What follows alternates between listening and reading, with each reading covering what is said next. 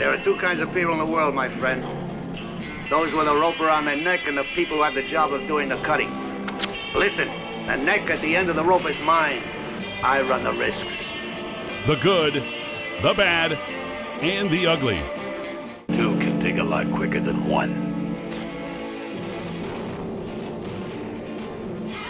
Yes, sir. Chapman Automotive Group. Chapman offering one of the largest selections of new and used cars for sale online in Arizona. 7 brands, 9 locations. We're talking over 500 new vehicles and just under 900 used vehicles. Chapman Automotive Group, Acura, Audi, Honda, Mercedes-Benz, Porsche, Volkswagen, and Sprinter as well. Lots of great brands with your German heritage. Volkswagen. Volkswagen. Yes, sir. Volkswagen. But it doesn't say Audi, right? No. Yeah, I'm an interesting one. That's true. Everybody agrees. We are in accord. Which is also a German brand. Yes. You know what? You're right, Andrew. You're absolutely right. Nah, I'm going to say Udi. Oh, Udi. All right, let's get to the good, the bad, and the ugly. Ollie, I'm going to get things started off here with the good. You know, one thing I appreciate about Arizona basketball fans is that they have really done a great job of supporting Henry Vasar with the North Carolina Tar Heels. And I think, you know, while a lot of people wish that Henry Vasar stuck it out here at Arizona and finished his career with the Wildcats, to see what he's been able to do in his first season at North Carolina and to see how many Arizona fans are going to Twitter and voicing their encouragement and rooting on Henry Vasar. It's almost like a breakup that ended on good terms, and you wish, you know, it could have ended differently, but it ended on good terms, and you're seeing them happy with a new partner, and you know that, hey, I've got a good partner as well. I'm doing great. I'm happy.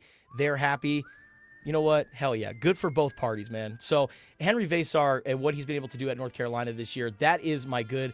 He's putting up just under 17 points per game, over 9 rebounds as well, and he was a big part in North Carolina's come-from-behind win over the Dookie Blue Devils over this past weekend. North Carolina, they were down by double digits. I mean, Duke had these guys on the ropes, and then North Carolina just surges back. They beat Duke 71-68. Henry Vasar knocking down a clutch 3 down the stretch. Shout out to Henry Vasar, man. Love to see it. Only lead of the game for the Tar Heels was the final score. Yeah. So, I mean, Henry, he didn't just come here 1 year and just leave, right? I mean, he came in as kind of a highly touted European, had some troubles kind of assimilating, needed some development, got in that, hurt his elbow in that golf cart incident, and then, really kind of showed up last year. You could see the development and how good he got. So I think I speak for all Wildcat fans. Unless we play North Carolina in the tournament, we got a lot of love for Henry. Absolutely, man. My good is kind of related to that. I thought that was a great game. So just another great North Carolina Duke game with the right team winning. And also enjoyed, obviously, just Henry's performance was that big 3 to tie the game at the end before they got the game-winning 3 was awesome. But the best part of that game, and my good, is I'm going to give some credit to Jordan Hudson, Bill Belichick's girlfriend. Oh, no. Yeah, I'm going to give her a lot of credit because it was funny. She wore a T-shirt from the massage parlor that Robert Kraft got busted at at the game, and I thought that was hilarious. And I know there's some thoughts that Kraft is the one that kept Belichick out of the Hall of Fame, maybe lobbied against them. Kraft also did not get in. That's pretty crafty. It was pretty crafty. I mean, if you're gonna troll, showing up at a North Carolina Duke basketball game with the T-shirt from the massage parlor where Mr. Kraft, the strip mall massage parlors, where he knowing that you're gonna get on camera. Yeah, that's. You know what? We've been critical of you. A lot of people are critical of you, and you've deserved it. But that one, here's a spoonful of credit. That was good. It's almost like it's almost like Jordan Hudson was like Bill Belichick's angry translator. It's like, Bill, I know you want to say something. I got this. And we're going to do it in a very subtle way where we don't actually say anything, but that shirt is going to say a lot. And people were speculating, do you think that, she just wore it and Bill didn't know? I'm like, give me a break. No, Bill knew. Bill knew. Yeah, He's totally. Like, hey, baby, what do you think about me wearing that shirt? think that's a very good idea. Because We'll watch the game. I'm sure that'll make the statement that I want to say, but I'm not going to say because I'm just on to Wake Forest. I'm just thinking about Wake Forest right now. and it's he definitely knew about it because I'm pretty sure when all that went down, he was the coach, right? He was. He was still the head coach of the Patriots, so Yeah. So anyway, he totally knew. funny. It was good. It was good. All right, my bad from this past weekend has to deal with a Syracuse basketball player. So Syracuse basketball player Donnie Freeman, he went viral over the weekend because while he was preparing for a game, I think it was against Virginia, he was on the sidelines and he needed a pick-me-up snack, to get it going. And Honey stinger. and- Those little waffle things with the honey, they're really good right before you do that. Is that the snack? no, it was Wasn't not. Honey stinger? It was not a honey stinger. It was a Uncrustable. Now I love a good Uncrustable. Oh yeah. And he took the crust off the Uncrustable. Right, first of all, I'm That's like, impossible. yeah, there's the Uncrustable. That's the point. There is So no you just crust. suck the jelly out of the middle. So yeah, like the little like ridge where it holds the sandwich together, he like peeled off the ends of it, and then ate that sandwich. I thought this was going to be something really nefarious. Yeah, me too. Yeah, The way he like his tone Yeah, he was set it very up, yeah. dark Yeah. and everything. And then he took acid and he injected it. And then he beat a bunch of people. Yeah. No, No. he ate a He sandwich. took the Weird. edges off of a sandwich called Uncrustable. Not just any sandwich, but an Uncrustable, man. It's already there for you. They've already done the job for you. You're not removing any crust. To me, that was psycho behavior, in my opinion. I'm a big fan of the Uncrustable, but for my money, I'm a big fan of the crust on bread. I don't know why you would take it off. I'm waiting for the Crustables to come out. The Just- crust. just crust. You mean buns? Buns? Oops, all crust. Oops, all crust with peanut butter and jelly, like peanut butter and jelly on toast, nothing better. on a hot dog bun. Man, yeah, you really sold that. Me and Major Yeah, were man, like, we were in it, dude. I was like, like man, I this didn't ser- hear anything. I'm like, is he gonna get suspended, or is he Yeah. never gonna play again? No. Justin suspended him. yeah. You've been suspended for 5 games. Yeah. For Listen, Justin. there From was- food from a food faux pas. Listen, there was one player who was benched for Syracuse over the weekend, and that was Kyan Anthony, the son of Carmelo Anthony. He should have been benched. Mr. Donnie Freeman, who took the crust off the Uncrustable, that should have gotten you a suspension. But anyways, You are really interesting. My bad is, Drake maybe. He's definitely Drake maybe the rest of the offseason. I know he got an injection in his shoulder before the game, but no excuses. If you're out there, you got to play. There's no excuses. And he was bad. And it's kind of a double bad because you know what else was bad? Like bad, really like bad isn't good. That Seattle defense was monstrous, man. yeah. And one thing I learned about that Seattle defense that I did not know is that they call those blitzes and like three guys can go, but there's no like call. The guys on the field are the ones that decide who goes in real time, which makes it really tough for the offensive line to adjust or quarterback to adjust the protection. If that's Really? true, honestly incredible. never heard that where it's like the players are in charge of who's going. That's diabolical. That is insane. diabolical. That's amazing. And you could have made a case at something we talk about MVP. You could have made a case. Witherspoon, the corner for Seattle, he was awesome and he was great off the blitz. So I'm gonna give a double bad. Bad isn't bad for Drake maybe because he was not good at all. I don't understand why he didn't use his legs more. It was just he's like one of the best running quarterbacks in the NFL. And by the When way, he did, bad he would beat. get- He was, I think, 37.5 was the under-over for his rushing yardage. I'm fairly sure he got 37, and he didn't need Yikes. to. Like, he had a couple where he's like, what are you going down for? He looked like he was seeing ghosts. And that Seattle defense, kudos to Mike McDonald and that staff, man. They were just I did not feel any point in that game New England had a chance. That just the defense was too good.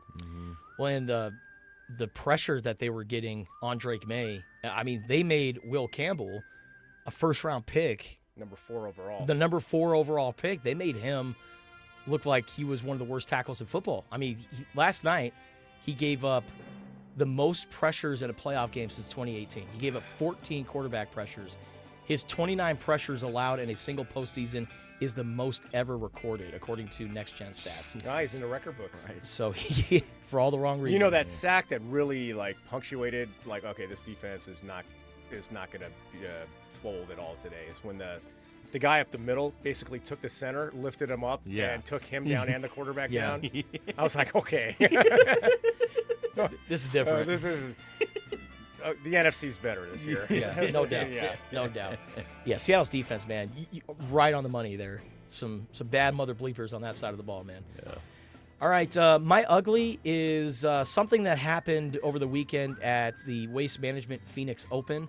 So there's a YouTuber. His name is Jack Doherty. I don't know if you know him, Andrew, because you're in the YouTube sphere. But this guy, I'm glad you didn't. You didn't ask me. He's like, Ollie doesn't. Ollie definitely doesn't know who Jack Doherty is. I've never heard. Maybe I've heard the name before, but Well, Jack Doherty is just a guy that's popular on YouTube for going around heckling people. That's that guy. yeah. So, but he doesn't heckle. see, he pays people to heckle. And it's He's like, I'll give you $100 to yell something in his backswing. oh, that's mad lame. yeah. Oh, that is the lamest Right? thing I've ever heard. So yeah, he gave somebody $100, and I know he's like, okay, let me go target a college kid that looks like he could use $100 for beer or whatever. And so he was like, yeah, I'll give you $100 if you say jackass in someone's backswing, and you got to say it like Happy Gilmore, jackass, jackass, and the guy said that. And they made a big deal about it, and security went over to Jack Doherty, the YouTuber, and they said, you are permanently banned from here on out. And then there's a video of the cops surrounding him. The guy, I don't know if he represents the PGA Tour, if he represents TPC Scottsdale, but he tells them, you are banned from TPC Scottsdale, and you are banned from every other PGA Tour event for the foreseeable future. And I was like... And the kid's like, oh, I didn't do anything wrong. I didn't say anything. I mean, it's just you're lame. You're a clown. Any other word you want to ascribe to it. Yeah. If you follow him or think it's funny, you're a clown. I'm done talking about him. We gave him too much air. Yeah. It's just ridiculous. So, yeah, just the fact that these... And honestly, the people at the event, they were like, we didn't expect him to do that. It's like, you see a kid that looks like he's got this like broccoli haircut looking thing, and then on top of that, he's coming in with a camera. What did you expect this guy to do? Honestly, this guy looks like every like douchey kid from Scottsdale, and he's bringing in a guy with a camera. You should expect something like that. But I'm just happy the PGA's like, you know what, we're done with this. Yeah. No more. This is back to my point that I made about something else similar that we spoke about earlier. I don't know, sometime last year. There's got to be a rule where we can punch people in the face more often. Like, there's not enough punching in the face going on in certain circumstances because there's certain people in this world that think they have no accountability for whatever they do. And if we just brought back a punch in the face, like that kid needs one good punch in the face. Oh, dude, remember what we talked about? Like, if I'm ever president, I'm declaring a National Oklahoma Drill Day. Yeah. And he is my first victim. Yeah. So. And I think he'd be a hero. I think you can get off, like, you know. Next case, the defendant was allegedly punched Jack Doherty in the face. Case dismissed. Next. Yeah. So anyway, that's my ugly. Hecklers at the Waste Management. But man, shout out to Chris Gotterup. Yeah. Yeah. And my and your sleeper boy. pick. You know what Andrew was like? Hey, Hideki Matsuyama. Yeah. Look out. He's got it. Man, he played beautifully. Just bogeyed 18 in there. Come on. Goiter, is that his name? Goido? What is it? Gotterup. Chris Gotterup, man. Goido. Hit the dump button, Andrew. I don't know. He birdied 18. Man, Matsuyama, I was really rooting for him. My ugly is, again, kind of ugly as in like, that's nasty. I watched Houston and BYU. Man, their defense, Crazy that team game. is the Houston-Arizona game. Gonna be good. It's gonna be good. Those guys, it's like the same dude every year with just a different name. Yeah. I mean, Jamal Shed, but his name is not Jamal Shed anymore. It's Yeah. like Snead. I don't know. They're just so good and so like their defense is so physically dominating. Like I said, Arizona-Houston is going to be a hell of a matchup. I know AJ DeBonsa had to score like 28 or whatever, but it was like, no, you're not going to get anything easy. And the rest of you guys, this is a grown man's game. Like, welcome to elite college basketball. Yeah. And then my other ugly is every single Arizona Wildcat fan that's in any way thinking we should lose a game. That is the dumbest thing. That doesn't get us anything. It's like if we lose, we don't garner any benefit from it. It's like, well, you learn a lot from a loss. You learn a lot from wins too. Yeah. This team is focused on the present, a one-game mentality. The record has never been like they're not wearing it. There's no pressure. So stop making pressure. If you're an Arizona Wildcat fan and you're thinking a loss would be good for us, buddy, I got to tell you, you're just wrong. I'm not going to make fun of you because there's a lot of you out there, but just stop. Stop, okay? Every game we're going out to win. If we lose a game in a very tough conference with a really rough stretch coming up, it's not the end of the world. But this team needs to continue to try to get better every single day in practice, every single game. And the record will be what the record is. But nobody should be like hoping for a loss because it's going to make us better in the long run. And there's no equivalence to, well, if we lose now, there's less of a chance we'll lose in the tournament and get to the Final Four. It doesn't make sense. There's no relationship between those two things. There's no logical connection. So people are acting like the universe has got like, oh, you have to lose two. Pick where you want to lose them. Right. It doesn't make any sense. Which is what like the Seattle Seahawks said when they played that Thursday night game against the Rams. Epic comeback, one of the best games of the year, won by 2 in overtime. And what happens? They get home field advantage. They go on a run. They win the Super Bowl. I mean, no. We want to win, and we want to win tough games. Winning a tough game against a really good opponent does more for you than, okay, we lost. Now let's go on another streak, right? Because clean slate. Yeah. This means we have a lot more to fill up. Our bucket was filling up. It was overflowing. We've emptied some water out. Now we can put more water in. Damn, it's good to be a Wildcat fan. We got water to put in the bucket. There's no bucket. That is the good, the bad, and the ugly, brought to you by Chapman Automotive Group. Make sure you visit them by going to chapmantucson.com.